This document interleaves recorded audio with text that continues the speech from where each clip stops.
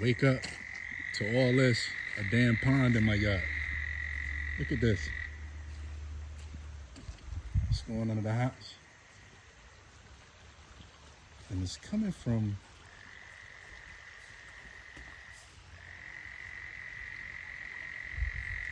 the mango orchard.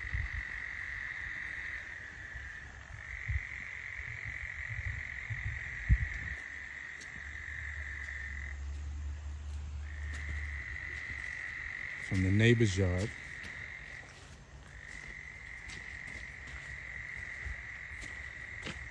It's going all the way through there. It is disturbing, I must say. Look at this. Wow.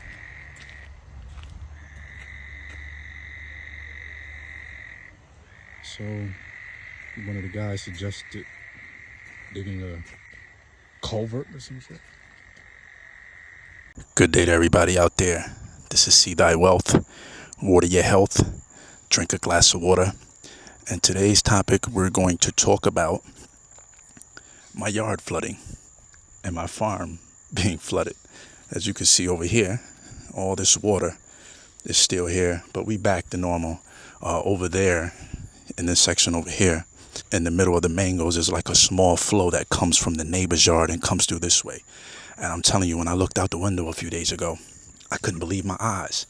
And I'm like, no, like what if I had planted a few $1,000s worth of fruit trees back here, whatever amount of money worth of fruit trees, and then that shit just came through. And it's like, this is why in the permaculture method, they tell you to wait and watch your land throughout the seasons, because that'll give you a basic understanding of how to approach planting and other things that you want to do with the land, because water is a major factor when it comes to any type of farming, definitely permaculture.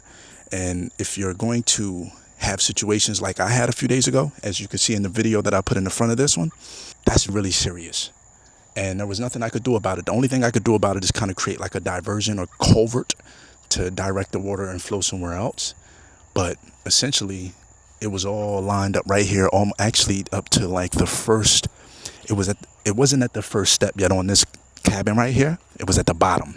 I got a question from somebody that says, how do they go off grid? You know, you got to stay focused. You got to want to go off grid. You cannot give up. You have to be wanting to do something different. Everybody out here, a lot of people are doing the same thing. In order to do this, there has to be a level of fortitude.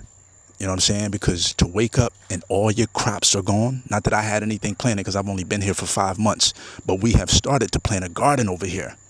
It's a garden. Actually, it is a garden started over there. Plants are coming out the ground. And when I looked back here yesterday or 2 days ago, all that water was up here. It may not have reached that actual part of the garden because I wasn't able to get over here. And it's higher over here. It's even more higher on this side. As we can see, it's a little bit more higher over here on this side. But at the end of the day, what if I had invested several $1,000s worth of plants and planted them all, and then all that water came through and boom, the avocado was over there. It was surrounded by all water. So I got to dig that up, remove it, and put it somewhere else. Yeah, we talking about the flood or whatever, but the moral of the story is don't give up. No matter what, you cannot give up on your dreams and your goals. Just because this garden was ruined, my garden over here, it's not ruined necessarily, but it really got flooded. We have the mounds. So we have our callaloo, our arugula, our peppers. We have it on mounds, but in between those mounds, you can see how the water has risen. You know, this is what you call taking control of your life, not being able to blame someone else for the way something goes down. You cannot blame anything on nature, God, because God or nature decided to rain really hard a few nights ago. I can't get mad at that. There's a lot of acreage here. This is only one section of the land. And as I walk through the entire section of my land, this is the only section, this and going into that stream in between the mangoes, that's the only section that really got flooded. And that didn't come from my creek. My creek runs parallel to the north side of my property. This actual water was coming from the creek that runs about 600 or 700 feet south of my property, maybe a little bit farther than that, but about 1,000 feet. And I'm like, how's that water coming over here? But it was coming from the mountains, the Mayan mountains.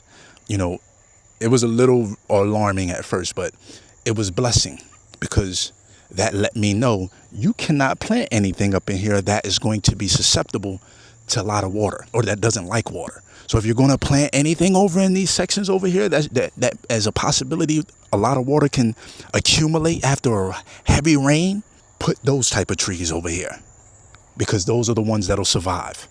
You know what I'm saying? And we are only in September. We haven't even hit November. I mean, like, we still got about 2 more months of rainy season. In all honesty to God, I thought that any water problems was going to come from my creek from overflowing. But my creek is doing pretty good. I actually like the way they set it up. They got this little mound that kind of seems like they protect. It's almost like a low partition between where I am and the creek.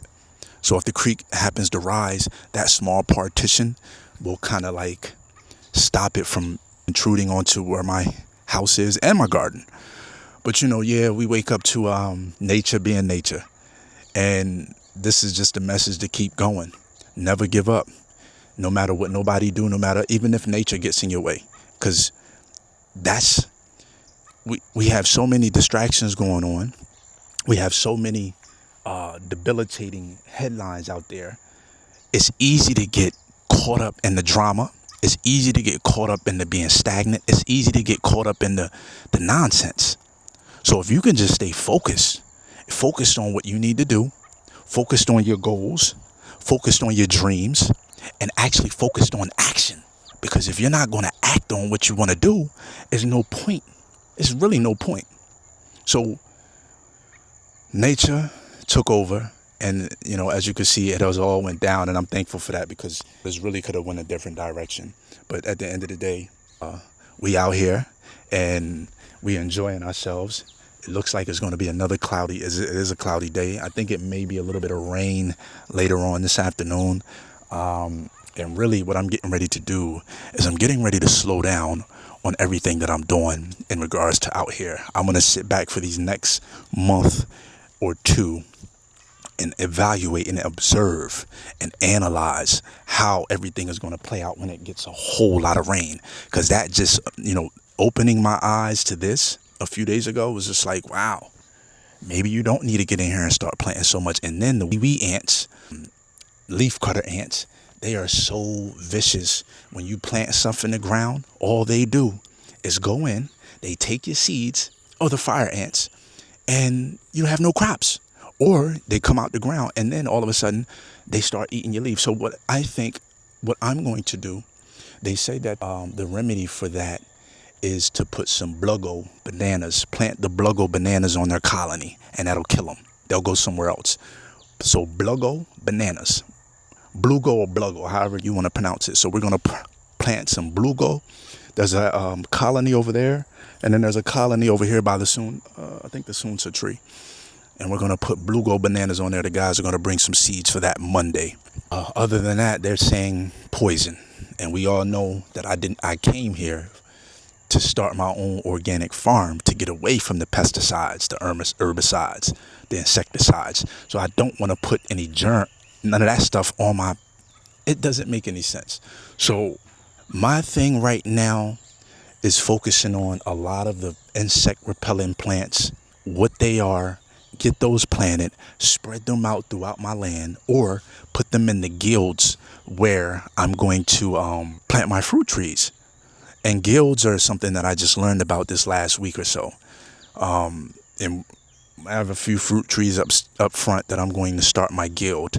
And if you want to know anything about the guilds, just Google permaculture guilds. There's a guy who's really thorough, and I forget his name, but he kind of speaks about how to set up guilds. Look at that beautiful bird. So that's what we're going to do. We're going to set up guilds. We're going to set up a lot of plants that repel insects and plant those around all throughout the land pretty much. Rosemary, lavender, cinnamon, thyme, basil, marigolds, sage.